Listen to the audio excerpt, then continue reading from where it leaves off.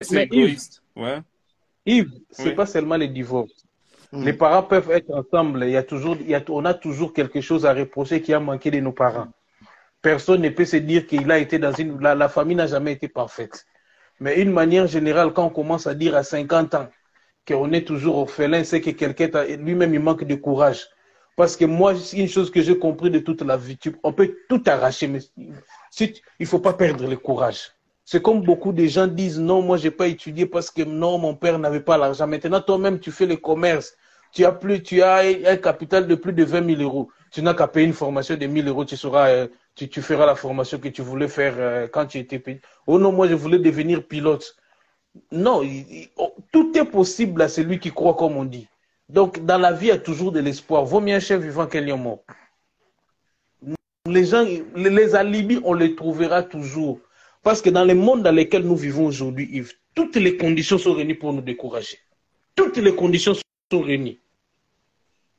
Tu verras même, quand tu veux commencer à entreprendre, c'est alors que tu comprends qu'il y a beaucoup de textes pour les entrepreneurs. Mais quand toi-même tu travailles chez quelqu'un, tu comprends aussi qu'il y a beaucoup d'éléments qui te découragent, les traitements, tout ça. Donc, tout est réuni partout. Les questions, comme quelqu'un disait dans une vidéo, que chacun choisisse là où il y a son problème.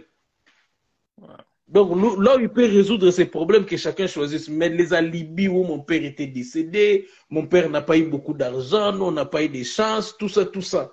Maintenant que toi-même tu es majeur, tu as compris qu'on t'a pas donné le... Parce qu'une chose qui nous manque aussi, qui est Yves, on se donne pas nous-mêmes la chance de réussir. On n'est pas... Parce qu'il y a ce qu'on appelle... il y a ce qu'on appelle la loi de l'attraction. C'est à quoi tu penses, c'est ce que tu deviens. Tout à fait. Exactement, ouais.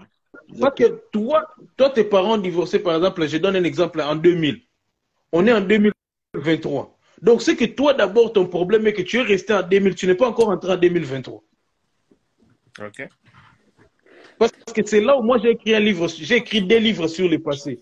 J'ai écrit un livre sur le passé intitulé Quel que soit votre passé, la vie continue. Parce que moi-même j'avais compris que la vie était une continuité, la vie était dynamique. Il y aura toujours des choses qui vont changer dans la vie et qu'il ne faut pas rester dans le passé parce que nous sommes les produits de notre passé, mais nous ne pouvons pas rester victimes. C'est là où Exactement. le passé devient une prison. C'est là où le passé devient un cimetière. C'est Exactement. pourquoi le roi Salomon dit, ne dis pas comment le temps passé était meilleur que ceci, c'est pas par sagesse que tu le dis. Tu vois? Parce que moi, j'ai écrit des livres, j'ai écrit un autre livre, Regarde le passé pour un meilleur avenir, où je donne 5 images du passé.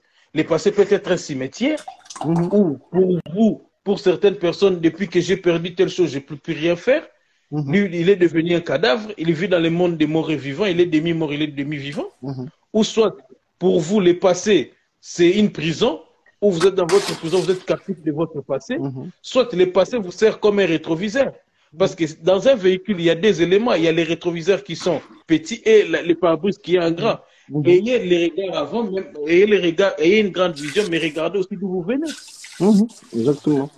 Donc, le passé peut devenir aussi un refuge dans les sécurités. Le fait de vouloir justifier l'injustifiable de votre passé, par exemple, que votre père a été, par exemple, divorcé, ou bien votre père ne vous a, ou bien la vie ne vous a pas donné de chance, d'une manière générale, vous voulez vous réfugier, mais ça vous expose. Ça expose son irresponsabilité. Il veut se cacher, mais ça lui expose. Parce que regardez là, comme Monsieur Concept, Donc les gens comme des Monsieur Concept, ce sont déjà vaccinés contre la souffrance. Non, parce que il y a des gens dans la vie, comme je le dis toujours, il y a des gens dans la vie, quand ils te racontent son histoire, tu n'as pas besoin d'aller chercher un prophète. Lui, il est déjà la prophétie de ta vie. Exactement.